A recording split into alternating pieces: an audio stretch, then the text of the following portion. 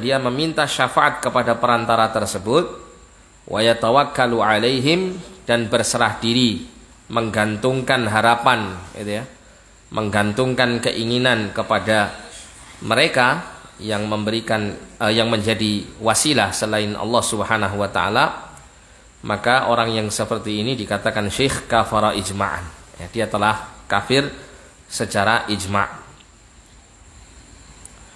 Disebutkan di sini Syekh Muhammad bin Abdul Wahhab rahimahullah mengatakan yang kedua, yaitu kedua dari pembatal-pembatal keislaman. Barang siapa yang menjadikan perantara-perantara antara dirinya dan Allah, ia menyerunya, meminta syafaat kepadanya dan bertawakal kepadanya, maka ia telah kafir secara ijma'. Ya, ucapan Syekh, barang siapa menjadikan perantara-perantara antara dirinya dan Allah, yaitu perantara dari kalangan makhluk, ya, menjadi perantara bagi mereka di sisi Allah menurut anggapan mereka. Permasalahan ini yaitu permasalahan perantara antara Allah dan makhluknya terdapat perincian sebagaimana dikatakan oleh Syekhul Islam Ibnu Taimiyah. Jadi maksud dari kaitannya dengan perantara ini butuh perincian. Tapi Syekh Muhammad di sini telah menjelaskan bahwa maksud daripada perantara antara seseorang dengan Allah itu adalah perantara yang berkaitan dengan penyerahan bagian ibadah hamba kepada perantara tersebut. Seperti dikatakan di sini, yad'uhum. Jadi seseorang berdoa menyeru kepada perantara-perantara itu. Seperti yang banyak dilakukan oleh sebagian orang yang menyeru, ya, selain daripada Allah Subhanahu wa taala, misalnya menyeru kepada nabi atau menyeru kepada wali atau menyeru kepada jin atau menyeru kepada orang-orang yang selain Allah SWT atau rijalullah dan seterusnya, itu ya, kalimat-kalimat semacam ini. Ini seruan-seruan yang ditujukan kepada selain Allah, permintaan-permintaan, harapan-harapan, tawakal, doa, hajat, keperluan diserukan kepada makhluk selain Allah ini, meskipun mereka berkeyakinan bahwa maksud mereka meminta, menyeru, berdoa kepada selain Allah tersebut adalah dalam rangka untuk mendapatkan syafaat mereka di sisi Allah. Hanya, ya, berkeyakinan bahwa mereka itulah nanti yang akan memintakan hajat keperluan mereka kepada Allah Subhanahu wa taala. Meskipun mereka meyakini bahwa yang bisa mengabulkan semua permintaan mereka hanya Allah.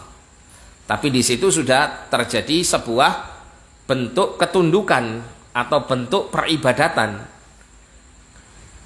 dengan adanya seruan-seruan doa dan semacamnya kepada selain Allah tersebut. Inilah yang menjadikan seseorang terjerumus dalam kesyirikan, ya, ketika mereka menyeru kepada selain Allah. Nah, di sini diterangkan kalimat barang siapa berkata bahwa harus ada perantara antara Allah dan makhluknya, ia harus ditanya apa maksudnya dengan perantara. Ya, jadi kalau ada orang mengatakan wajib adanya perantara antara makhluk dengan Allah, maka ini kalimat yang bersifat mujmal, kalimat yang bersifat global, butuh perincian. Tidak serta-merta kita katakan dia telah menyekutukan Allah hanya gara-gara mengatakan harus ada antara makhluk dengan Allah itu perantara. Itu. Ada telepon ini. Ya. Jadi kalau Anda mendapati, ya, Anda mendapati ada orang mengatakan antara makhluk dengan Allah wajib ada perantara, nah maka ini tidak serta-merta langsung berkaitan dengan kesyirikan, ya, harus diperinci. Nah, perinciannya bagaimana? Dikatakan di sini, jika yang dimaksud adalah bahwa bagian kita harus ada perantara dalam penyampaian risalah antara kita dengan Allah, maka ini benar adanya. Jadi yang dimaksud kalau misalnya orang mengatakan, ya, wajib ada perantara antara Allah dengan kita, itu maksudnya adalah untuk menyampaikan wahyu kepada kita semuanya. Sehingga dengan itu Allah menjadikan Rasulullah sebagai perantara antara Allah dengan kita dalam menyampaikan wahyu, maka ini adalah satu hal yang benar, satu hal yang hak. Bahkan siapapun yang menolak perantara ini dalam hal ini, maka dia adalah orang yang kafir. Ya. Siapa yang menolak bahwasanya Allah itu ya menjadikan perantara yaitu Rasulullah Shallallahu Alaihi Wasallam dalam menyampaikan wahyunya kepada manusia, kemudian ditolak, maka ini adalah bentuk kekufuran, karena dia telah mengingkari ya Allah Subhanahu Wa Taala selaku yang mengangkat Nabi Shallallahu Alaihi Wasallam sebagai wasilah, sebagai perantara untuk menyampaikan wahyu. Demikian pula dia telah mengingkari Rasulullah itu sendiri sebagai penyampai wahyu dari Allah Subhanahu Wa Taala, sebagai perantara dalam menyampaikan firman-Nya Subhanahu Wa Taala. Dikatakan di sini perantara ini harus ada, dan siapa yang mengingkarinya maka ia telah kafir. Ya, memang harus ada perantara dalam penyampaian syariatnya, yaitu para rasul dari kalangan malaikat dan manusia. Di kalangan malaikat maksudnya Jibril alaihissalam menyampaikan wahyu Allah Subhanahu Wa Taala kepada Nabi kita Muhammad Sallallahu Alaihi Wasallam. Kemudian Nabi kita Sallallahu Alaihi Wasallam menyampaikan wahyu tersebut kepada manusia. Ada perantara-perantara antara Allah dengan manusia, yaitu malaikat Jibril dan Rasulullah. Ya, ini jika erat kaitannya dengan penyampaian wahyu. Siapa yang mengingkari perantaraan semacam ini maka dia telah kafir. Ya, pada siapa yang mengingkari malaikat dan para rasul yang datang dengan membawa syariat Allah dan berkata kami tidak butuh mereka, kami bisa berhubungan langsung dengan Allah tanpa mereka. Ya, sebagaimana sebagian orang-orang sufi yang ekstrim, mereka beranggapan bahwa diri mereka itu sudah tidak lagi membutuhkan syariat Muhammad Sallallahu Alaihi Wasallam. Kenapa? Karena mereka sudah bisa mendapatkan syariat langsung dari Allah, ya, mendapatkan petunjuk langsung dari Allah Subhanahu Wa Taala, ya, sehingga mereka sudah tidak lagi terikat dengan ketentuan syariat yang dibawa Nabi Sallallahu Alaihi Wasallam. Nah, maka ini kufur, keluar dari agama, ya, kekufuran.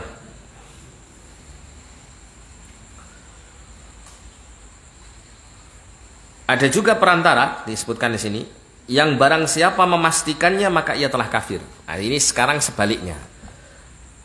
Kalau tadi pertama harus dan wajib untuk menetapkan adanya perantara dalam hal apa? Penyampaian wahyu.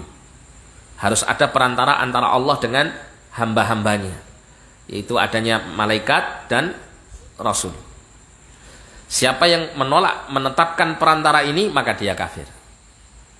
Nah, sekarang sebaliknya, siapa yang menetapkan perantara dalam hal yang akan kita jelaskan nanti ini, maka dia telah kafir karena menetapkan sesuatu yang termasuk dari kesyirikan. Yaitu ya disebutkan di sini oleh Syekhul Islam rahimahullah taala, yaitu menjadikan perantara antara dirinya dan Allah berkaitan dengan ibadah. Ia berdoa kepada perantara itu, meminta syafaat kepada perantara, berserah diri kepada perantara tersebut. Barang siapa menetapkan adanya perantara semacam ini, maka dia telah kafir menurut ijma', menurut kesepakatan seluruh para ulama. Ya. Karena tidak ada perantara antara kita dengan Allah dalam hal beribadah kepadanya. Justru wajib bagi kita untuk beribadah kepada Allah, berdoa kepadanya secara langsung tanpa ada perantara, meminta syafaat kepada Allah tanpa perantara, dan berserah diri kepada Allah tanpa ada perantara antara kita dan Allah. Ya, jadi semua yang disebutkan tadi berkaitan dengan doa, kemudian meminta syafaat, berserah diri, bertawakal, ini semuanya bentuk ibadah, jenis-jenis daripada al-ibadah. Dan ibadah tidak boleh dipersembahkan kepada selain Allah, meskipun dengan tujuan untuk disampaikan kepada Allah melalui perantara yang menjadi tujuan mereka beribadah. Inilah ya peribadatan orang-orang musyrik jahiliyah. Dikala mereka berdoa kepada Tuhan-Tuhan mereka yang selain Allah, mereka tidak memiliki keyakinan apapun bahwa Tuhan-Tuhan itu bisa memberikan manfaat maupun mudarat kepada mereka. Tapi mereka menjadikan Tuhan-Tuhan selain Allah itu sebagai perantara mereka untuk menyampaikan ibadah dan semua bentuk persembahan mereka atau doa mereka kepada Allah Subhanahu wa Ta'ala. Ini mirip hakikatnya antara kesyirikan yang terjadi di masa jahiliyah dengan kesyirikan yang terjadi di masa kita saat ini, atau di masa penulis kitab yaitu Syekh Muhammad bin Abdul Wahhab rahimahullah. Kita sering mendapati kan gitu ya, ada kalimat-kalimat yang diseru kepada Rasulullah, ya Rasulullah al-madad al-madad, ya Rasulullah pertolongan-pertolonganmu kan gitu ya. Atau kalimat-kalimat yang serupa, ya rijalullah aghithuna, wahai rijalullah para lelaki-lelaki Allah, hamba Allah ya. Apa namanya, yang menolong kami dan seterusnya gitu ya. Kemudian ada sebagian sufi itu yang memanggil-manggil istilah-istilah wali untuk mereka, seperti ya abdal, ya kutub, ya apalagi ya, wali-wali yang menurut mereka itu ada tingkatan-tingkatannya. Ada wali abdal, wali kutub, wali murid. Ya, macam-macam gitu ya, macam-macam. Mereka membuat istilah-istilah yang baru yang tidak dikenal dalam agama ya. Ada seruan kepada seseorang yang disebut dengan al-ghauth, penolong, sang penolong, atau yang lain-lain. Atau terkadang juga menyebut nama-nama guru mereka, atau menyebut Syekh Fulan, Syekh Abdul Qadir Jailani dan seterusnya, untuk ya meminta pertolongan, bantuan kepada mereka ya. Tapi ketika kita katakan bahwa mereka tidak bisa memberikan manfaat atau mudarat, Allah yang memberikan manfaat atau mudarat, mereka mengatakan betul. Tapi kami menyeru mereka itu hanya sekedar untuk membantu doa-doa kami ini untuk sampai kepada Allah. Ya, tapi apa yang dilakukan oleh mereka telah mempersembahkan apa? Doa kepada ya makhluk-makhluk tersebut. Sehingga ini sudah menjadi sebuah ibadah tersendiri kepada mereka. Dan dalam kaidah kita beribadah itu hanya kepada Allah, tidak diperlukan adanya perantara-perantara makhluk selain Allah. Tidak dibutuhkan. Ya, karena pada hakikatnya ibadah itu adalah menegakkan ketauhidan. Khalaqtul jinna wal insa illa liya'buduni ay yuwahhiduni. Tidaklah aku telah ciptakan jin dan manusia kecuali agar mereka beribadah kepadaku. Maknanya adalah mengesahkan aku dalam ibadah. Yang namanya mengesahkan itu, memurnikan ibadah itu hanya dipersembahkan kepada Allah, tidak butuh nyantol ke yang lain gitu. Ya.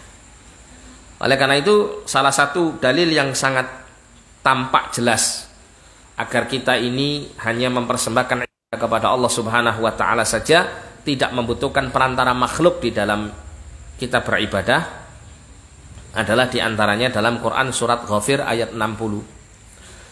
Allah mengatakan ud'uni astajib lakum.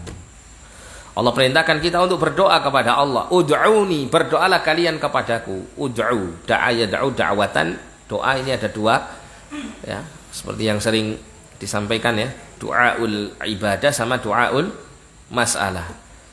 Ya, du'aul ibadah adalah semua jenis ibadah secara umum. Semua ibadah harus dipersembahkan kepada Allah. Ketika Allah mengatakan ud'uni, beribadahlah kalian kepadaku, itu maknanya. Makna pertama.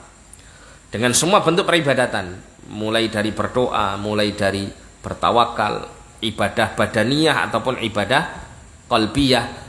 Ya, ibadah yang erat kaitannya dengan badan, fisik, zahir, maupun ibadah yang berkaitan dengan batin, hati, jiwa dan seterusnya. Ini wajib hanya diperuntukkan atau dipersembahkan hanya kepada Allah. Yang kedua, ud'uni, berdoalah kalian kepadaku. Du'aul mas'alah, itu berdoa meminta hajat keperluan kita. Kita diperintahkan untuk meminta kepada Allah Subhanahu wa taala. Berdoalah kalian kepadaku, beribadahlah kalian kepadaku, astajib lakum. Aku akan memperkenankan untuk kalian. Dikatakan Syekh di sini bukan berkata berdoalah kepadaku dengan perantaraan si fulan, atau jadikan perantara fulan itu dalam kamu berdoa kepadaku. Tidak ada. Perintahnya Allah hanya mengatakan ud'uni, berdoalah kalian kepadaku. Mungkin timbul pertanyaan, loh Ustadz, bagaimana dengan keadaan orang yang minta doanya orang lain yang masih hidup? Bukankah itu adalah dia berperantara dengan orang lain? Ya begitu ya. Maka kita katakan, ketika seseorang itu meminta agar orang lain mendoakan dirinya, maka orang tersebut ya, itu dalam keadaan dia berdoa hanya kepada Allah Subhanahu wa taala. Dan seseorang yang minta doanya fulan itu tidak menggantungkan harapan dan persembahan ibadah kepada fulan yang dimintai tadi. Ya. Kan kita tidak ketika ketemu dengan orang lain, saya tolong didoakan ya. Kan kita tidak di situ ada bentuk peribadatan kepada yang kita minta, kan gitu ya. Kita hanya meminta sesuatu yang biasa diminta oleh manusia pada umumnya, sesama manusia yang mampu untuk dipenuhi oleh manusia yang lain. Dan itu bukan bentuk ibadah. Kenapa? Karena tidak ada bentuk pengagungan kepada yang diminta, atau bentuk perendahan diri ya, yang sampai pada batas yang dilarang ketika meminta supaya didoakan oleh orang lain.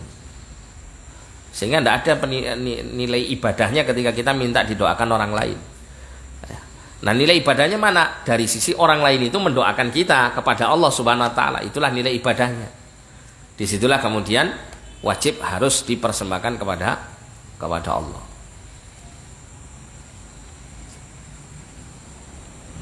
Nah, sedangkan orang yang berdoa meminta kepada orang yang telah meninggal dunia, maka di sini akan banyak hal-hal yang erat kaitannya dengan keserupaannya kepada berdoa kepada selain Allah, kepada Allah Subhanahu wa taala. Ketika seseorang misalnya dia memohon kepada orang yang telah mati, maka dia telah memohon kepada sesuatu yang sudah menjadi perkara yang gaib, sudah menjadi sesuatu yang gaib. Sedangkan meminta kepada sesuatu yang gaib itu hanya kepada siapa? Kepada Allah Subhanahu wa taala. Itu yang pertama.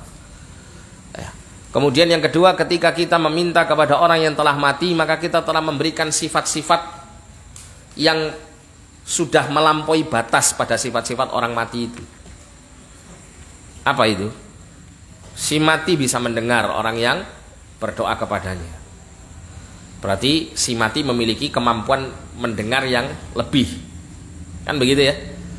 Kemudian yang kedua, kalau misalnya mereka mengatakan, oh enggak, itu maksudnya nanti itu doa kita itu nanti akan disampaikan para malaikat untuk disampaikan kepada orang yang mati. Maka kita tanya, mana dalil yang menunjukkan hal itu? Kalau perkara gaib harus ada dalilnya. Kalau tidak ada dalilnya, prasangkaan saja, maka tidak akan diterima perkara dengan dibangun di atas prasangka. Kita tidak mendapati ya, dalil tentang hal ini. Ya. Nah, kemudian yang kedua, ketika kita berdoa meminta kepada orang yang telah mati, maka selain yang mati itu tidak tahu apa yang diminta selama-lamanya, yang mati pun juga tidak bisa mendoakan atau memberikan kemanfaatan kepada orang yang meminta kepadanya. Ya, karena dirinya sendiri pun juga berharap ada kebaikan-kebaikan yang diperolehnya dari orang-orang yang hidup. Berupa apa? Doa dan pahala-pahala dari amal solehnya, kan begitu. Sehingga orang yang telah meninggal dunia tidak bisa mendatangkan manfaat bagi orang yang hidup. Yang hiduplah yang bisa memberikan manfaat bagi orang yang meninggal dunia. Bagaimana orang yang meninggal dunia ya, yang mengharapkan manfaat dari orang yang hidup, kemudian yang hidup minta manfaat dari orang yang mati, kan tidak bisa. Oleh karena itu di kitab yang lain Syekh Shalih Fauzan menceritakan ada sebuah kisah tentang seorang Arab Badui yang didatangi oleh seorang sufi untuk mengajak ke suatu kuburan seorang wali gitu ya, agar supaya bisa meminta kepada wali tersebut hajat dan keperluannya, untuk berperan kepada wali tersebut ya, agar bisa memenuhi hajat dan kebutuhannya. Maka si Arab Badui ini mengatakan, bukankah para wali ini telah meninggal dunia ya? Mereka telah meninggal dunia. Maka kemudian si sufi ini membacakan ayat Al-Quran yang membicarakan tentang orang-orang yang mati syahid itu mereka hidup di kuburnya, kan gitu ya. Allah menyebutkan, wala tahsabanna alladziina qutilu fi sabilillahi amwatan bal ahya 'inda rabbihim yurzaqun, kan begitu ya. Janganlah kalian menyangka bahwasanya orang yang mati di jalan Allah, yang terbunuh di jalan Allah Subhanahu wa taala itu mereka mati, bahkan mereka itu hidup ya, di sisi Tuhan mereka dalam keadaan diberikan rezeki. Nah, si Arab ini karena dia tetap di atas fitrah ya, bersih fitrahnya, dia mengatakan begini, lah kalau memang mereka ini yang hidup di sisi Tuhan mereka ini diberikan rizki oleh Tuhan mereka, berarti yang lebih berhak untuk diminta adalah yang memberikan rizki kepada mereka, bukan mereka yang diberi rizki. Nah, gitu. Ya. Akhirnya kelakep wis gak iso ngomong sufi ini. Jadi seperti itu, ya. Akan banyak kemungkaran yang terjadi manakala orang-orang yang telah meninggal itu menjadi perantara atau tujuan dalam berdoa dan beribadah, meskipun dengan niat untuk menjadi perantara antara dirinya dengan Allah Subhanahu wa taala. Karena disitulah kemudian ada memalingkan satu bentuk ibadah yang seharusnya hanya kepada Allah kepada selain Allah Subhanahu wa taala. Maka inilah hakikat daripada kesyirikannya. Ya. Poin inilah yang paling besar, ya, penyimpangannya daripada apa yang saya sebutkan di awal-awal ini. Jadi kalau orang itu berdoa kepada selain Allah meskipun dengan niat supaya doanya disampaikan kepada Allah, berarti di situ ada peribadatan kepada selain Allah. Ya.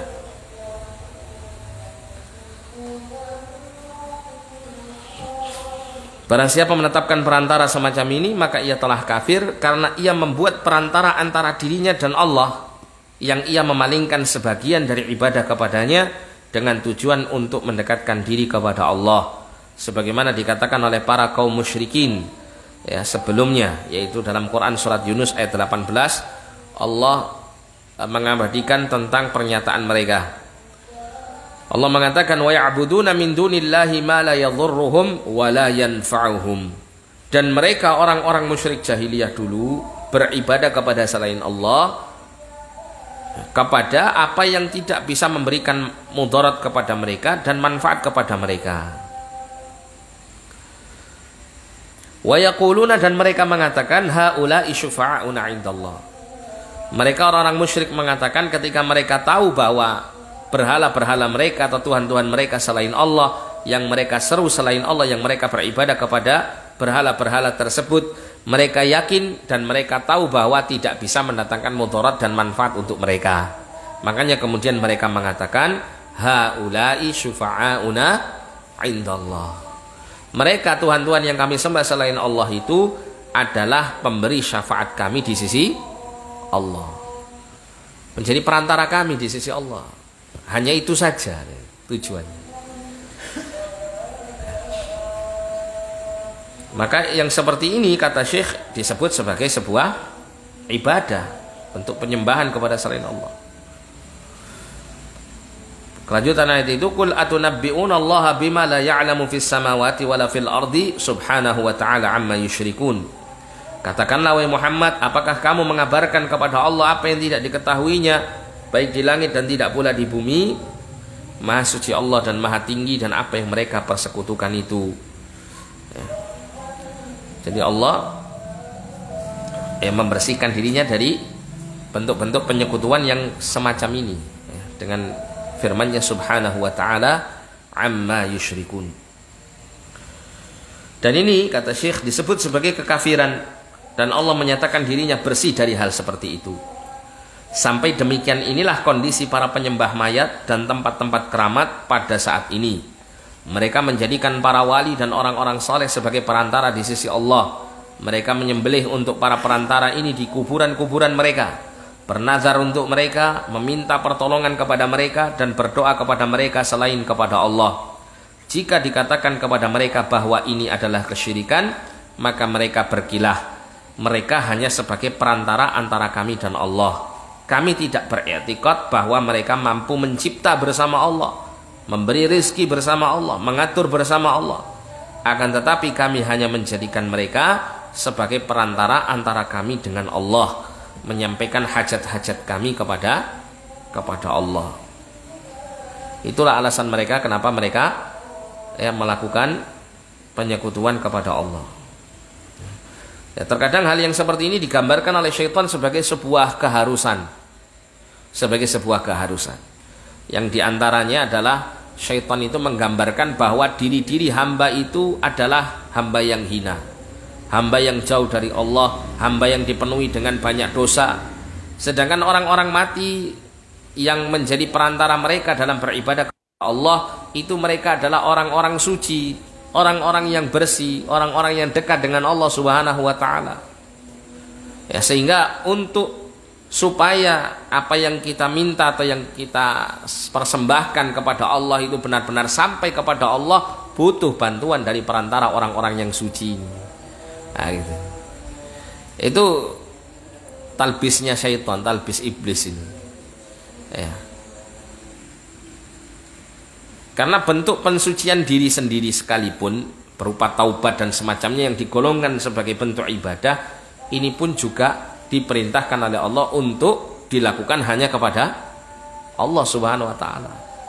Kita diperintahkan mohon ampun kepada Allah, apakah disuruh kita minta ampun kepada perantara-perantara atau menyampaikannya melalui perantara-perantara ini? Kan tidak. Kan kita tidak diperintahkan oleh Allah Subhanahu wa taala untuk meminta ampunan kepada Rasulullah agar supaya mendapat ampunan dari Allah Subhanahu wa taala, kan tidak.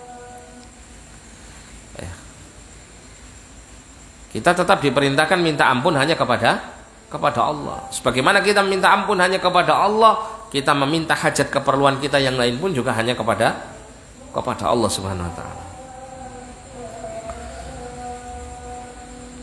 Disebutkan di sini mereka menyembelih untuk para perantara ini, mengagungkannya dan bernazar untuknya dengan alasan itu hanya sebagai perantara antara mereka dengan Allah. Inilah syirik orang-orang terdahulu sebagaimana firman Allah taala, walladzina ittakhadhu min dunihi awliya ma na'buduhum illa liyuqarribuna ila Allahi zulfa innallaha yahkumu bainahum fima hum fihi yakhtalifun innallaha la yahdi man huwa kadzibun kafar. Surat Az-Zumar ayat 3. Dan orang-orang yang menjadikan pelindung selain Allah, mereka mengatakan ma na'buduhum, kami tidak beribadah menyembah kepada mereka illa liyuqarribuna ila Allahi zulfa, kecuali agar mereka yang kami sembah selain Allah mendekatkan kami kepada Allah dengan sedekat-dekatnya. Ini perantara.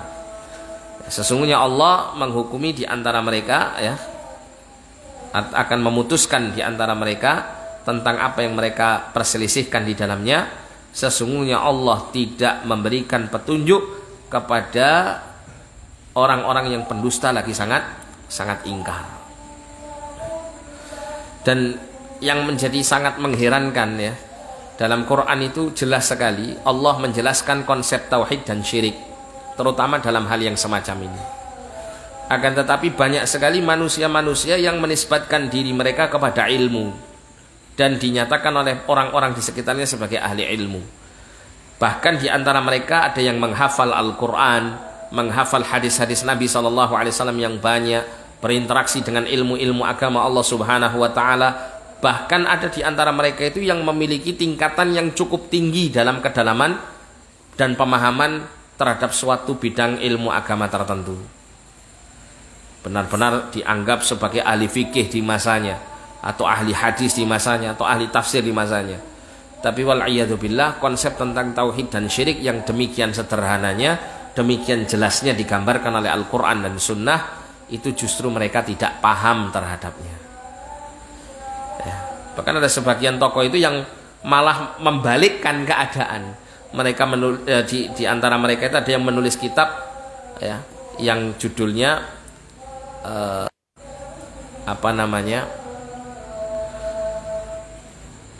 kitab yang ditulis itu ada yang saya punya di rumah ini, ya, salah satu tokoh sufi yang menulis kitab tersebut, yaitu suatu pemahaman yajibu antusoha, suatu pemahaman yang wajib untuk dibenarkan, diluruskan. Jadi orang-orang yang dianggap Wahabi ini, mereka itu salah paham dengan konsep-konsep yang dimiliki oleh orang-orang sufi, yang diantaranya adalah yang berkaitan dengan perkara-perkara yang mengarah kepada kesyirikan. Jadi di dalam kitab itu diterangkan mengenai peribadatan, contohnya, ya, mereka menjelaskan apa alasan orang-orang sufi meminta bantuan kepada Rasulullah, menyeru para wali dan seterusnya. Ya, ditulis di situ bukan berarti mereka orang-orang yang menyeru kepada Rasulullah, Syekh Abdul Qadir Jailani dan para wali-wali itu mereka meyakini bahwa para wali-wali atau orang-orang soleh atau para nabi ini memberikan manfaat dan bisa menolak bahaya. Enggak. Ya, tapi itu adalah sebagai perantara untuk menyampaikan permintaan mereka, hajat mereka kepada Allah Subhanahu wa taala. Nah, ini kan mirip dengan apa? Penyimpangan yang digambarkan Al-Qur'anul Karim tentang penyimpangan orang-orang musyrikin. Ya.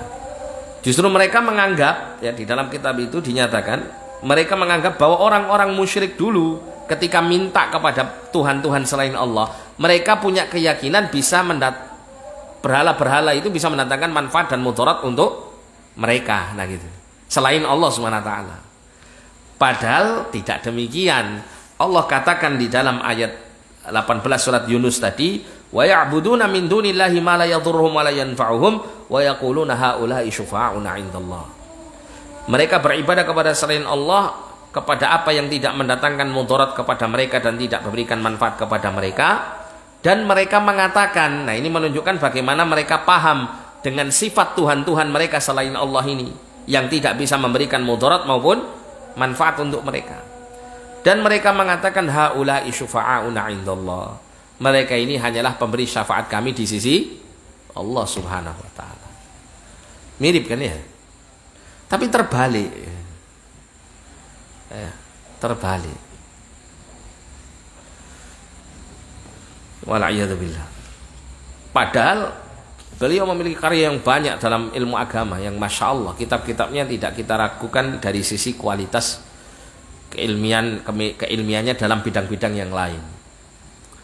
Ya, akan tetapi justru konsep ketauhidan dan kesyirikan semacam ini justru tergelincir sangat jauh. Wala'iyadzubillah. Makanya dakwah tauhid itu penting karena apa? Karena kenyataannya gitu ya. Kenyataannya di tengah masyarakat kaum muslimin, orang-orang yang memiliki ilmu yang mumpuni dalam bidang agama ternyata juga banyak yang tergelincir dalam kesalahan dalam mempelajari konsep tauhid dan syirik ini.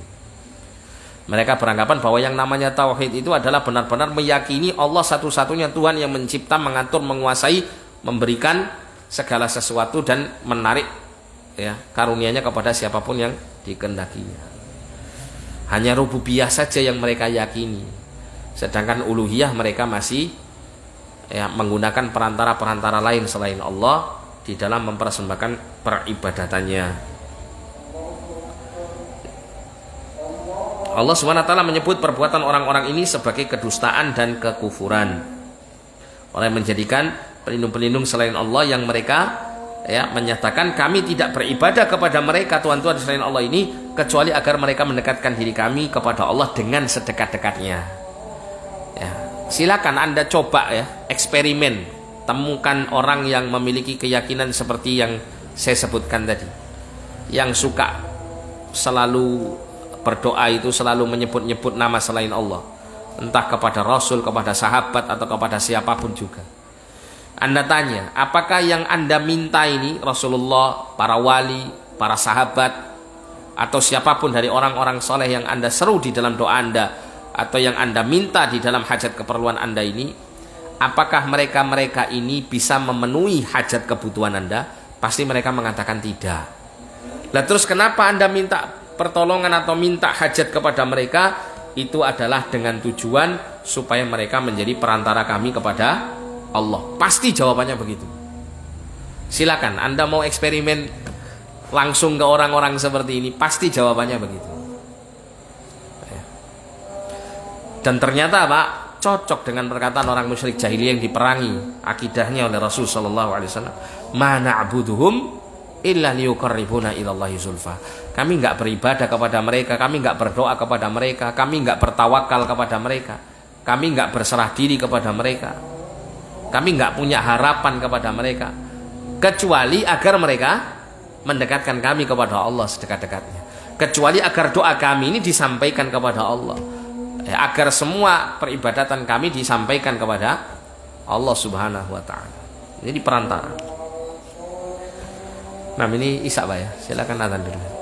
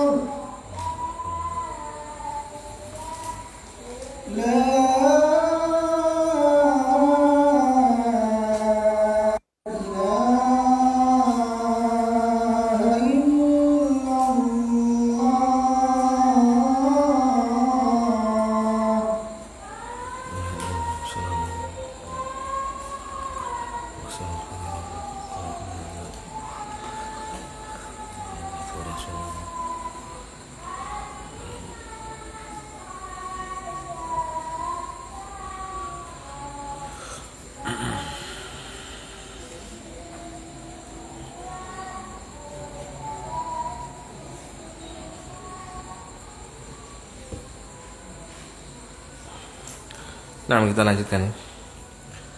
Adapun orang yang menjadikan perantara dan berkeyakinan bahwa itu hanya sebagai penyebab tanpa berdoa kepadanya, tanpa bernazar untuknya, serta masih beriktikad bahwa ibadah hanya untuk Allah, tidak menyembah selain Allah, akan tetapi ia menjadikan perantara dengan alasan sebagai penyebab yang mendekatkan diri kepada Allah menurut anggapan mereka, ia memohon kepada Allah dengan perantaraan jah dan hak para perantara ini, maka perbuatannya ini adalah bid'ah dan sarana menuju kesyirikan. Contohnya apa? Maksudnya gini, seperti ada sebagian golongan manusia, mereka berdoa dengan bentuk, ini langsung saja pada teknisnya ya, berdoa dengan bentuk begini, Allahumma inni as'aluka bijahi nabiyyika Muhammad, ya Allah sungguhnya aku mohon kepada engkau dengan kedudukan Nabi Muhammad sallallahu alaihi wasallam, atau dengan kemuliaan Nabi sallallahu alaihi wasallam, atau dengan langsung mengatakan Allahumma inni as'aluka binabiyyika Muhammad, ya Allah sungguhnya aku minta kepadamu dengan nabimu, dengan perantara nabimu Muhammad sallallahu alaihi wasallam. Jadi berdoanya mereka ini dipersembahkan kepada Allah, tidak minta langsung kepada siapa? Selain Allah, tidak minta ke Nabi gitu. Beda dengan yang pertama yang saya sebutkan tadi. Kalau yang pertama tadi langsung dia mengatakan, ya Rasulullah aghithni, misal gitu ya. Wahai Rasulullah tolonglah aku. Atau menyebut ya Allah ya Rasulullah aghithni, ya Allah dan ya wahai Rasulullah tolonglah saya. Ini jelas kesyirikannya ya. Meskipun orang yang mengatakan ya Rasulullah aghithni itu memiliki niat dan tujuan bahwa permintaan pertolongan kepada Nabi itu agar supaya Nabi menjadi perantara permintaan pertolongannya dia kepada siapa? Kepada Allah Subhanahu wa taala. Paham ya? Maka ini bentuk kesyirikan yang murni. Kenapa? Karena ada bentuk apa? Mempersembahkan istighatsah, minta bantuan pertolongannya itu kepada selain Allah, yaitu Rasulullah SAW. Meskipun sekali lagi dengan niat dan tujuan untuk minta kepada Allah Subhanahu wa taala. Ya, tapi diserukan kepada selain Allah. Nah, ada bentuk yang lain ya berkaitan terutama dengan doa ini. Seseorang berdoa dengan berperantara dengan Nabi SAW, dia memintanya kepada Allah, tapi menyebutkan nama Nabi di dalam doanya sebagai wasilah. Seperti tadi, Allahumma inni as'aluka binabiyyika Muhammad SAW, atau bijahi nabiyika, atau bihaqqi nabiyika, dengan haknya nabimu, atau dengan perantaraan kemuliaan nabimu. Nah ini kalau menurut Syekh Shalih Al-Fauzan hafizahullah ta'ala, ini adalah termasuk bentuk bid'ah dan sarana menuju kepada kesyirikan. Sarana bukan masuk syirik ya. Sarana itu belum dia syirik, tapi dia bisa mengantarkan kepada jurang kesyirikan. Menurut Syekh Shalih Al-Fauzan ini termasuk bagian bid'ah. Bid'ahnya dari sisi mana? Karena tidak pernah dicontohkan oleh Rasulullah dan para sahabat. Adapun berkaitan dengan peristiwa yang pernah terjadi di masa Rasulullah dulu, ada seorang buta yang datang kepada Rasulullah ya, kemudian lelaki buta ini meminta kepada Rasulullah agar mendoakan dia agar supaya disembuhkan dari kebutaannya. Maka Rasulullah mengatakan ya, jika kamu bersabar maka kamu akan mendapat surga, dan jika kamu menginginkan maka aku akan mendoakanmu ya, karena Allah SWT mengabulkannya dan menyembuhkan kebutaanmu. Maka kemudian lelaki ini memilih untuk mendapatkan doa dari Rasul SAW. Ya, kemudian Rasulullah berdoa dengan kalimat-kalimat yang seakan-akan ya atau Rasulullah memerintahkan ya kepada orang yang buta ini untuk sholat 2 rakaat kemudian berdoa ya, dengan lafaz-lafaz yang tampaknya di situ adalah lafaz yang berwasilah kepada Nabi SAW ya. Namun sebagian ulama mengatakan ini bukan menunjukkan wasilah, tapi di sini menunjukkan bahwa orang ini berdoa sembari menyatakan di hadapan Allah bahwa Rasulullah ini juga saat ini berdoa dan agar supaya Allah menerima doa Rasul SAW bersamaan dengan doanya ya. Sehingga wasilahnya adalah wasilah dengan doa Rasulullah SAW, dan waktu itu Rasulullah masih hidup. Rasulullah waktu itu masih hidup. Namun ada juga yang mengatakan bahwa ini juga menunjukkan kebolehan ya, ketika berdoa dengan berwasilah melalui kedudukan Nabi SAW, kemuliaan Nabi atau kepada Nabi SAW ya. Sebagaimana misalnya diterangkan oleh orang-orang yang menguatkan pendapat ini, bahwa seperti halnya kita berdoa memohon kepada Allah itu dengan menyebut nama-nama Allah yang husna, yang Allah Ta'ala cintai, atau menyebut kebaikan-kebaikan yang telah kita lakukan, karena itu adalah apa yang dicintai oleh Allah Subhanahu wa Ta'ala. Demikian pula ketika kita menyebut nama Nabi, di samping kita berdoa memohon kepada Allah, kita tujukan doa kita hanya kepada Allah, tapi kita menyebut perantaranya adalah Muhammad SAW, adalah dalam rangka untuk menarik kecintaan Allah Subhanahu wa Ta'ala, karena Allah cinta kepada Nabi. Nah gitu. Nah sehingga ada keterangan yang lebih pas yang disampaikan Syekhul Islam Ibnu Taimiyah, bahwa kalau yang dimaksud dengan kata-kata Allahumma inni as'aluka bi nabiyyika Muhammad gitu ya, ya Allah sungguhnya aku minta kepadamu dengan perantaraan Nabi Muhammad, itu yang apabila yang dimaksud kata bi, huruf bi di situ adalah bentuk sumpah, Sehingga maknanya gini, ya Allah, aku mohon kepadamu dengan sumpahku atas nama Muhammad, misal begitu, maka ini tidak diperbolehkan, haram hukumnya, karena ini termasuk bersumpah atas nama selain Allah, termasuk bentuk kesyirikan. Kalau misalnya maksud bi di situ adalah untuk berwasilah ya dengan Nabi Shallallahu Alaihi Wasallam, maka yang lebih tepat adalah ditafsirkan pada mengarah kepada keimanan kita, kecintaan kita kepada Rasulullah Shallallahu Alaihi Wasallam. Sehingga artinya, ya Allah, sesungguhnya aku minta kepadamu dengan perantaraan Nabimu Muhammad, maksudnya adalah dengan perantaraan imanku kepada Nabimu Muhammad, atau dengan perantaraan cintaku kepada Nabimu Muhammad Shallallahu Alaihi Wasallam. Yang seperti ini tidak mengapa. Kenapa? Karena perantara dengan amal soleh. Beriman kemudian mencintai Rasul, ini kan amal soleh, sehingga boleh kalau maksudnya ke sana. Syekhul Islam Ibnu Taimiyah lebih cenderung untuk mengarahkan maksud daripada kalimat-kalimat semacam ini kepada makna yang lebih benar dan lebih tepat kepada makna syariat ya. Kalau menurut Syekh Shalih Fauzan, kalau kalimat-kalimat semacam itu bisa bid'ah dan mengarah kepada kesyirikan. Karena Allah tidak memerintahkan kita untuk menjadikan perantara-perantara dalam berdoa dan memohon syafaat. Bukanlah sebab dari terkabulnya doa dengan menjadikan salah seorang yang saleh atau salah seorang nabi sebagai perantara antara dirimu dengan Allah. Ini adalah pendapat tanpa dasar ilmu. Allah memerintahkan kita untuk berdoa kepadanya tanpa memerintahkan kita untuk menjadikan perantara antara kita dengannya. Maka wajib dibedakan antara dua hal. Satu hal, seseorang yang menyembah perantara-perantara, menyembelih untuknya, bernazar dan berkorban untuknya, dengan seseorang yang tidak menyembah perantara-perantara ini, tapi menjadikannya sebagai perantara yang menyampaikan hajat mereka kepada Allah dengan jah, dengan kedudukan mereka, ya, kebaikan mereka dan kedudukan mereka di sisi Allah Ta'ala. Jadi sebagian ulama mengatakan, kenapa kok bisa bid'ah dalam hal ini? Ya, ketika seseorang misalnya mengandalkan kedudukan Rasulullah misalnya, atau mengandalkan kemuliaan orang-orang soleh di sisi Allah misalnya.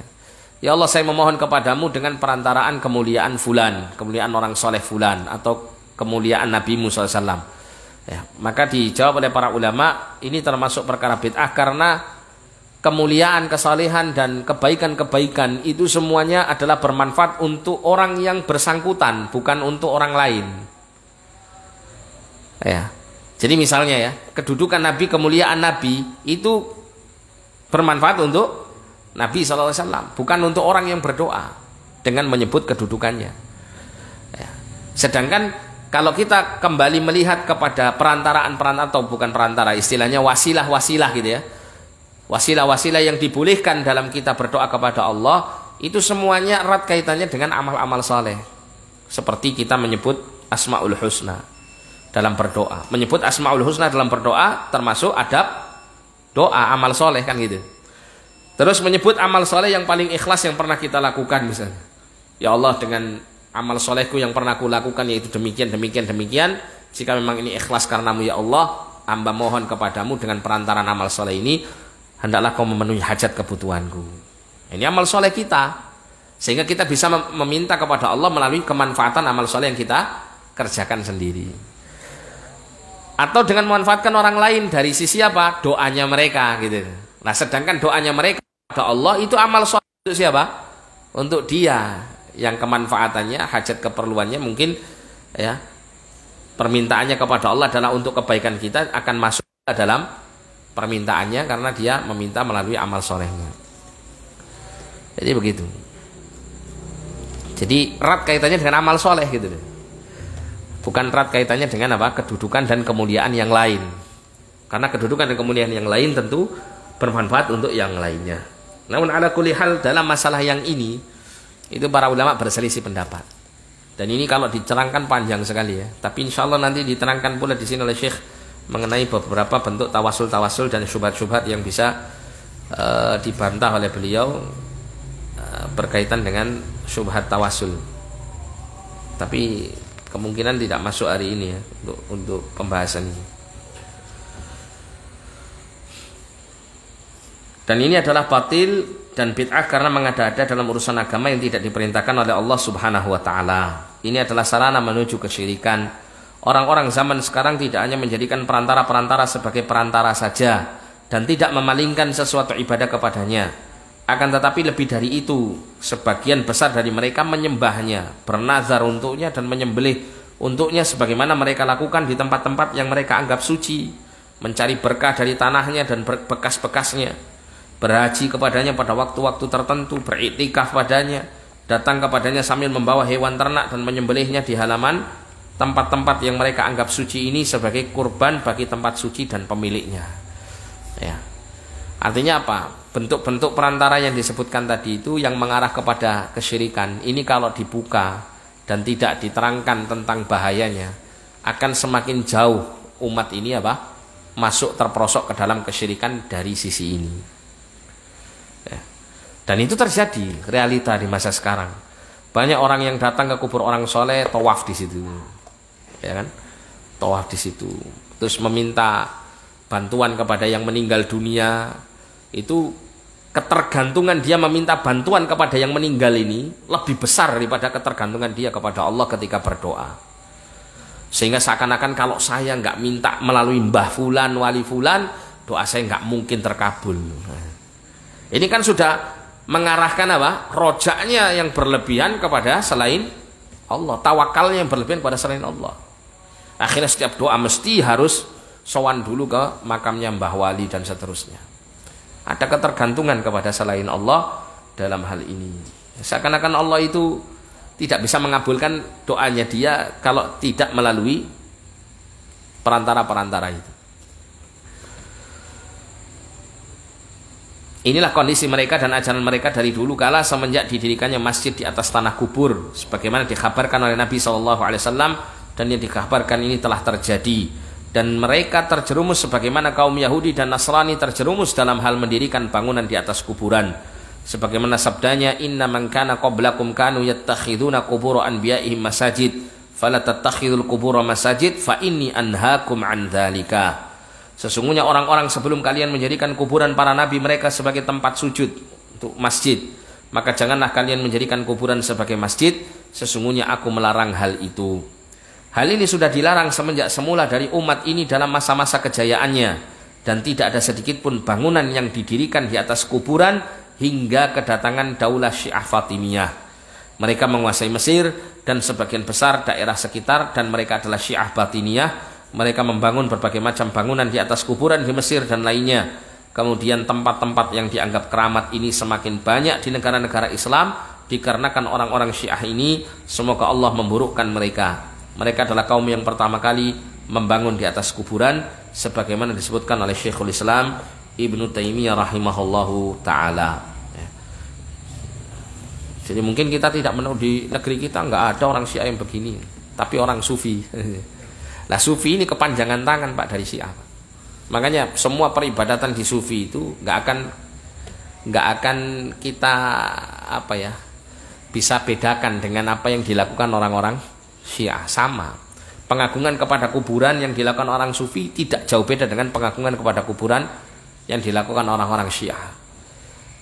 Ngalap berkah yang berlebihan, itu dilakukan pula oleh orang-orang Syiah. Apalagi penyimpangan apalagi dari kalangan Sufi. Semuanya ada di Syiah. Kenapa? Karena Sufi ini akarnya dari Syiah, dan Sufi ini mudah untuk masuk ke dalam tubuh Sunni istilahnya, Ahlus Sunnah wal Jamaah. Yang dengan itu Syiah itu bisa menyusupkan kesesatannya melalui ajaran-ajaran Sufi. Wala'iyadzubillah.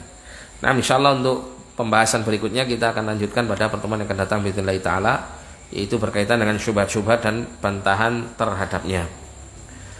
Sebelum ditutup mungkin ada yang mau ditanyakan, silakan.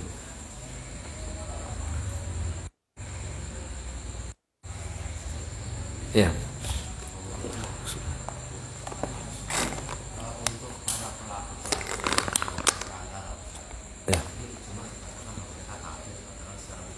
Iya.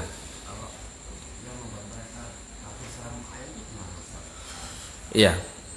Ya, intinya sudah ditegakkan hujah dan dihilangkan syubhat darinya, kemudian tidak ada penghalang-penghalang yang menghalangi dia dari dipahaminya hujah-hujah tersebut. Ya, seperti misalnya ini sudah dinasehati, sudah didakwahi, kemudian sudah diterangkan secara gamblang dalil-dalilnya gitu ya. Dan kemudian syubhatnya juga sudah dipatahkan sehingga sudah tidak ada apa? Tidak ada penghalang lagi dari kebodohan atau ketidakpahaman dia terhadap hakikat kesyirikan yang dilakukannya. Nah, kalau seperti itu tetap dia memilih jalan kesyirikan, berarti dia sadar milih syirik gitu loh. Seperti itu baru bisa dikafirkan secara muayyan. Nah, bisa dikafirkan secara tunjuk hidung misalnya gitu.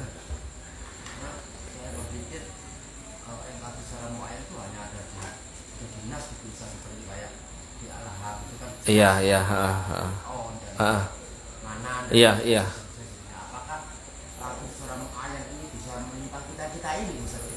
Bisa, bisa. Nah kalau misal nggak bisa, kenapa diterangkan pembatal-pembatal keislaman? Gitu. Diterangkannya pembatal-pembatal keislaman dalam agama itu agar supaya kita waspada darinya, kan gitu. Waspada darinya. Akan tetapi untuk kaitannya dengan menetapkan orang lain gitu ya, bahwa fulan ini dia telah kafir dan seterusnya, ini ada ketentuan lain, bukan hanya berkaitan dengan pembatal keislaman yang dilakukan oleh orang tersebut, tapi juga ada alasan-alasan lain yang juga harus dihilangkan gitu. Yaitu mawaniknya ya, penghalang-penghalang dikafirkan itu sudah disingkirkan, hujah sudah ditegakkan. Intinya sudah gamblang betul dia pahami ini syirik, kok terus kemudian dia pilih jalur kesyirikan ini, ya berarti dia memang musyrik gitu. Iya. Tapi yang menetapkan ini nanti otomatis nanti kan ada konsekuensi yang dibangun di atasnya, yaitu apa? Murtad itu ada hukuman matinya kan begitu. Nah, maka yang menetapkan akan hal ini atau yang lebih berhak untuk memutuskan akan hal yang semacam ini adalah hukumah ya. Jadi para ulama yang ditunjuk oleh negara secara resmi dalam menentukan hukum-hukum yang demikian ya. Kalau misalnya ada orang itu yang ditengarai orang ini itu mengarah kepada kekufuran seperti dari tulisan-tulisannya atau dari ceramah-ceramahnya misal gitu ya, di orang ini dibawa misalnya di negeri Islam ini ditangkap, dia diadili setelah gitu, diadili. Artinya apa yang kau sampaikan ini, apa kau tidak tahu bahwa ini adalah bentuk kesyirikan demikian. Kalau dia mengatakan ini nggak termasuk syirik, loh dari sisi mana ini menurut kamu nggak termasuk syirik? Karena ini, nah itu ada syubhatnya. Nah, di situ nanti dibantah sama para ulama yang ada di pengadilan tersebut bahwa yang semacam ini itu begini itu syubhat dan ini jawabannya demikian sampai dia benar-benar paham. Oh iya benar, berarti yang saya lakukan ini kesyirikan. Nah sekarang Anda bertaubat dari kesyirikan Anda dengan kembali bersyahadat dan kemudian meninggalkan bentuk kesyirikan Anda ini, atau Anda tetap di atas kesyirikan Anda. Kalau dia bertaubat, saya bertaubat, berarti dulu saya melakukan ini saya benar-benar tidak tahu bahwa itu adalah perbuatan syirik. Sekarang saya sudah mendapatkan keterangannya dan saya paham betul bahwa ini adalah kesyirikan, maka saya bertobat dari kesyirikan ini. Mengucapkan kalimat syahadat, bertobat, sudah dibebaskan ya. Tapi kalau tidak mau, dikasih kesempatan lagi sampai 3 kali. Kalau tetap dia tidak mau bersikeras di atas pemahamannya yang syirik itu, sedangkan dia sudah memahami betul apa yang menjadi penyimpangannya, maka disitulah kemudian dihukum mati. Jadi prosesnya ada panjang di situ, nggak serta-merta langsung divonis. Kalau kita yang memvonis orang per orang, apa manfaatnya buat kita? Kan nggak ada. Manfaatnya buat orang itu juga nggak ada. Makanya yang paling sering untuk kita sampaikan di sini adalah hukum yang berkaitan dengan pembatal-pembatal keislaman yang sifatnya umum sebagai bentuk ancaman gitu loh, untuk supaya kita tidak terjerumus ke dalamnya. Jangan sampai kemudian kita belajar seperti ini kemudian kita merasa memiliki andil untuk mengkafirkan yang lain secara muayyan, secara tertentu, orang-orang tertentu. Tidak. Karena ada ketentuan-ketentuan lain yang harus dibangun dalam hal masalah takfir muayyan misalnya. Ada pertanyaan yang lain?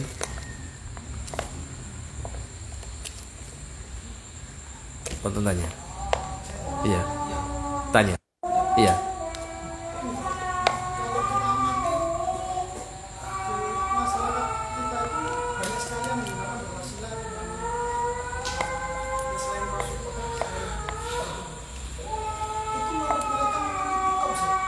Iya.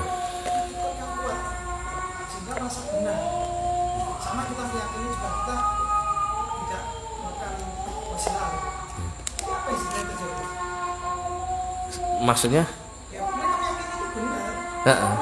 Iya. Ya makanya kita sampaikan pembahasan ini agar supaya kalau antum ada kesempatan untuk menyampaikan kepada mereka subhat-subhatnya itu nanti dipatahkan dengan ini, keterangan semacam ini. Maksudnya apa yang membangun akidah mereka sehingga mereka meyakini begitu, maksudnya begitu ya.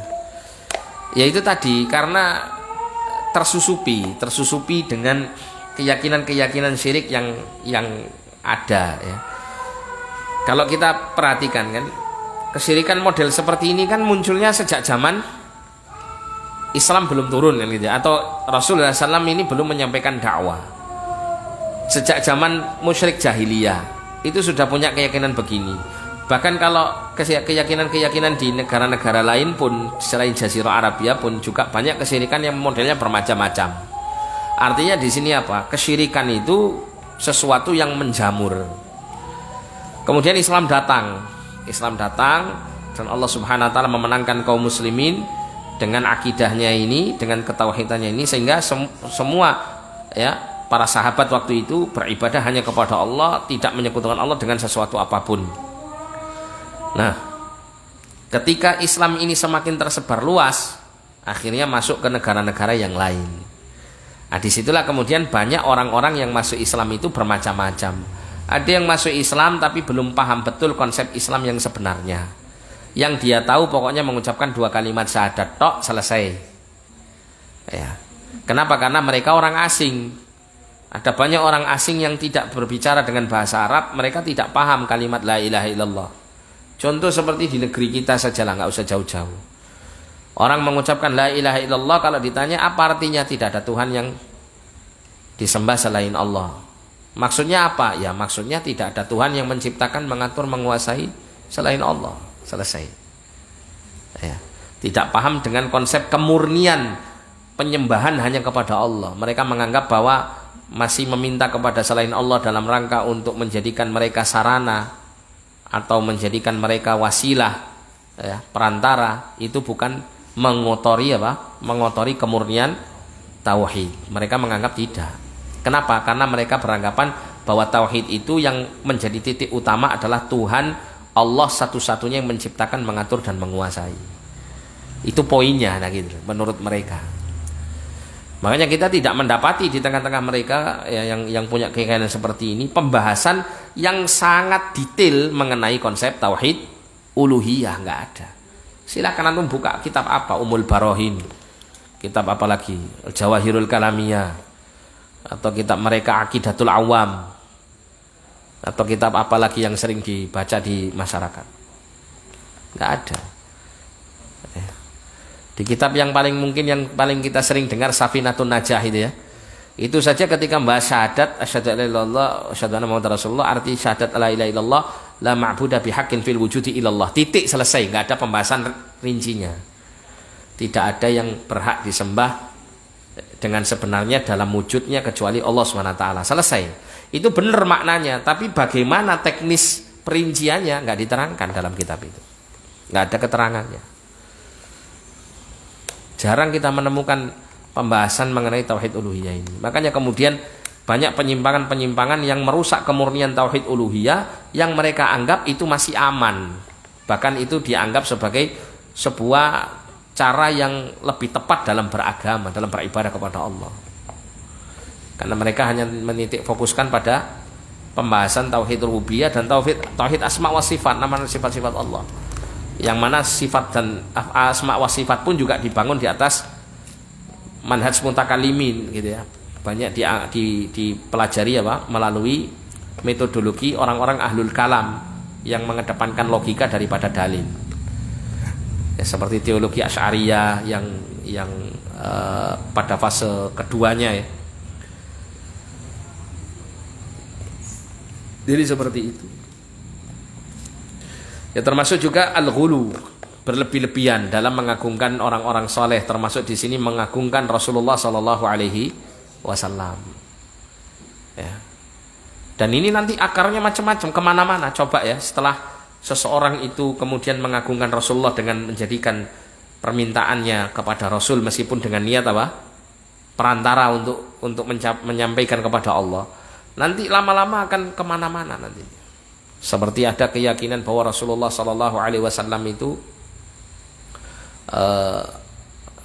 pada akhirnya ya mampu memberikan pertolongan secara langsung kepada umatnya. Yang awalnya hanya sebagai perantara, awalnya lambat laun yang terjadi apa? Rasulullah bisa memberikan pertolongan. Nah gitu. Kan begitu nantinya. Seperti Syekh Abdul Qadir Jailani itulah. Ya. Yang antum kalau baca manaqib Syekh Abdul Qadir Jailani yang sudah tersebar di tengah masyarakat, terutama di tengah masyarakat saudara-saudara kita ini. Antum ngeri bacanya. Bagaimana ndak ngeri Syekh Abdul Qadir Jailani bisa bertarung dengan malakul maut. Bisa merampas rohnya seorang pemuda kemudian dikembalikan supaya bisa hidup kembali. Dari kisah-kisah itulah terus akhirnya dibangun apa? Dibangun keyakinan bahwa Syekh Abdul Qadir Jailani ini al-Ghauth gitu, yang bisa menolong, sang penolong.